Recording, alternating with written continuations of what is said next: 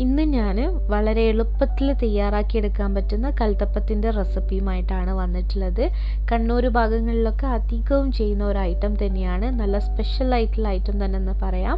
അത്രയ്ക്കും ടേസ്റ്റിയാണ്. അപ്പോൾ നിങ്ങളെല്ലാവരും വീഡിയോ കണ്ട് ഇതുപോലെ ഒന്ന് ട്രൈ ചെയ്ത് നോക്കുക. അപ്പോൾ നമുക്ക് പെട്ടെന്ന് തന്നെ വീഡിയോയിലോട്ടേക്ക് പോകാം.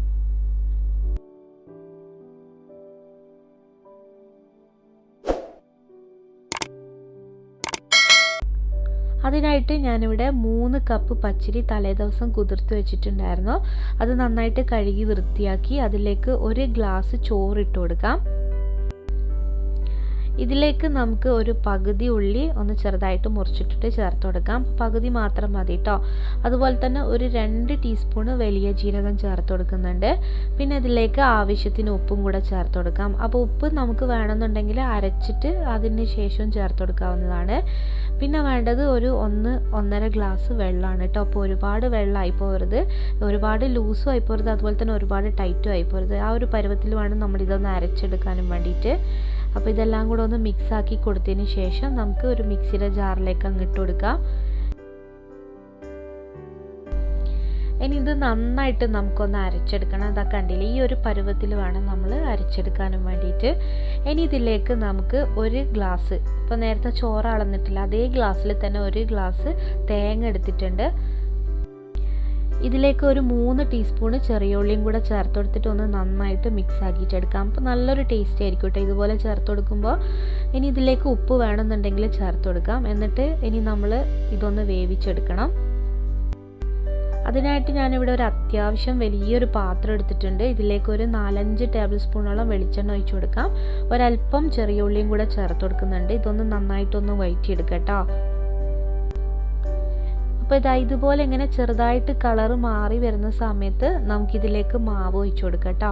അപ്പോൾ നമ്മൾ ഇതിലേക്ക് മാവ് ഒഴിച്ചു കൊടുക്കുന്ന സമയത്തുണ്ടല്ലോ, ചെറിയ തീയിൽ വേണം വെച്ച് കൊടുക്കാൻ, ഇല്ലെങ്കിൽ അത് പെട്ടെന്ന് തന്നെ കരിഞ്ഞു പോകും. അപ്പോൾ ഇത് ഞാൻ ചെറിയ ഫ്ലെയിമിലാക്കി കൊടുത്തിട്ടുണ്ട്. എന്നിട്ട് നമുക്ക് ഈ ഒരു മാവ് ഇതിലേക്ക് ഒഴിച്ചു കൊടുക്കാം. അപ്പോൾ ആ ഒരു ചെറിയ ഉള്ളിയൊക്കെ ഇങ്ങനെ മേലോട്ട് പൊങ്ങി വരും കേട്ടോ. അപ്പോൾ ഒരു നല്ലൊരു ഭംഗിയായിരിക്കും കാണാൻ. അതുമല്ല ഇങ്ങനെ ഒഴിച്ചു കൊടുക്കുന്ന സമയത്ത് നല്ലൊരു സ്മെല്ലുമാണ് കേട്ടോ. ഇനി നമുക്കിതൊന്ന് അടച്ചു വെച്ചിട്ട് ഒരു 10-20 മിനിറ്റ് ഒന്ന് വേവിച്ചെടുക്കാം. അപ്പോൾ ഇതാ കണ്ടില്ലേ, നല്ല അടിപൊളി കൽത്തപ്പം ഇവിടെ റെഡി ആയിട്ടുണ്ട്. ഇനി നമുക്കൊരു കത്തി വെച്ചിട്ട് ഒന്ന് ഇതിൻ്റെ ഉള്ളിൽ വെന്തിക്കോന്നൊക്കെ നോക്കാം. അപ്പോൾ ഇതുപോലെ അങ്ങനെ ഒന്നങ്ങ് ചെയ്ത് കൊടുത്താൽ മതി കേട്ടോ. നല്ല അടിപൊളിയായിട്ട് വന്നിട്ടുണ്ട്. അപ്പോൾ ഇത് നമ്മൾ ചെറുതായിട്ടൊന്ന് ചൂടാറി കഴിഞ്ഞിട്ട് മുറിക്കുന്നതായിരിക്കും കേട്ടോ നല്ലത്. അപ്പോൾ ഇതാ കണ്ടില്ലേ, ഇതിൻ്റെ അടിഭാഗമാണ്. നല്ല അടിപൊളിയായിട്ട് തന്നെ അടിഭാഗം വന്നിട്ടുണ്ട് കേട്ടോ. നല്ല ഈസി ആയിട്ട് ആർക്കും ചെയ്തെടുക്കാൻ പറ്റുന്ന ഒരു റെസിപ്പിയാണ്. ഇനി നമുക്ക് ഇതിൻ്റെ ഒരു പകുതി ഭാഗം ഒന്ന് പൊരിച്ചെടുക്കാം. അതിനായിട്ട് ഇതങ്ങനെ ചെറിയ ചെറിയ പീസായിട്ട് മുറിക്കുന്നുണ്ട് കേട്ടോ. അപ്പോൾ വേണമെന്നുണ്ടെങ്കിൽ നമുക്ക് പത്തിരി പോലെ ഇതിങ്ങനെ കറിയിൽ മുക്കി കഴിക്കാവുന്നതാണ്. അപ്പോൾ ഇതിപ്പോൾ ഞാൻ പൊരിച്ചെടുക്കാൻ പോവാണ് കേട്ടോ. അപ്പോൾ ഇതങ്ങനെ ചെറിയ ചെറിയ പീസാക്കി എടുക്കാം. ഇനി ഇതിൻ്റെ ഒരു മസാല തയ്യാറാക്കണം നമുക്ക്. അതിനായിട്ട് ഞാനിവിടെ ഒരു ബൗൾ എടുത്തിട്ടുണ്ട്. അതിലേക്ക് ഒരു 1/2 ടീസ്പൂണോളം മഞ്ഞൾപ്പൊടി ഇട്ട് കൊടുക്കുക. അതുപോലെ തന്നെ ഒരു 3 ടീസ്പൂണോളം മുളക് പൊടി ചേർത്ത് കൊടുക്കുന്നുണ്ട്.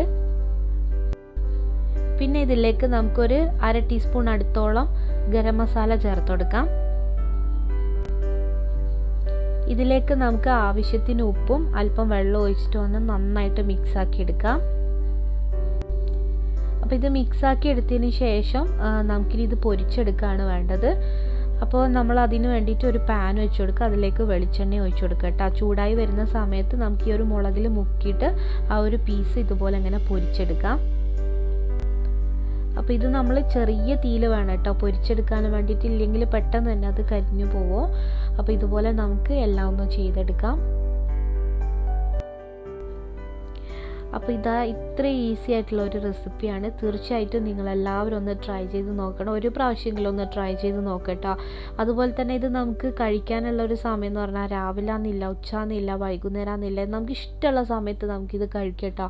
അത്രയ്ക്കും ടേസ്റ്റിയാണ്. അപ്പോൾ നിങ്ങളെല്ലാവരും ഒന്ന് ഇതുപോലെ ഒന്ന് ട്രൈ ചെയ്ത് നോക്കുക. അപ്പോൾ ഇത് നമുക്ക് രണ്ട് വശവും നല്ല രീതിയിൽ ഒന്നങ്ങ് പൊരിച്ചെടുക്കാം. വളരെ എളുപ്പത്തിൽ തയ്യാറാക്കിയെടുക്കാൻ പറ്റുന്ന ഒരു റെസിപ്പിയാണ്. അതുപോലെ തന്നെ നമുക്കിത് ഒരുപാട് നേരം ഒന്നും കിച്ചണിൽ ഇങ്ങനെ സമയം കളയേണ്ട ആവശ്യമില്ല. നമുക്ക് ഇത് ഒഴിച്ചു കൊടുത്തിട്ട് ഒരു 20 മിനിറ്റ് കഴിഞ്ഞിട്ട് വന്ന് നോക്കിയാൽ മതി. അത്രയും എളുപ്പമായിട്ടുള്ള ഒരു റെസിപ്പി തന്നെയാണ്. അപ്പോൾ നിങ്ങൾ ഒരു പ്രാവശ്യം ട്രൈ ചെയ്യാത്തവരാണെന്നുണ്ടെങ്കിൽ ഒന്ന് പെട്ടെന്ന് ഇന്ന് തന്നെ ഒന്ന് ട്രൈ ചെയ്ത് നോക്കുക. അപ്പോൾ നിങ്ങൾക്ക് എൻ്റെ ഈ ഒരു റെസിപ്പി ഇഷ്ടമായിട്ടുണ്ടെങ്കിൽ ലൈക്ക് ചെയ്യാനും ഷെയർ ചെയ്യാനും മറക്കരുത്. ഇൻഷാ അല്ലാഹ് നമുക്കിനി നല്ലൊരു റെസിപ്പിയുമായിട്ട് പെട്ടെന്ന് തന്നെ കാണാം. താങ്ക്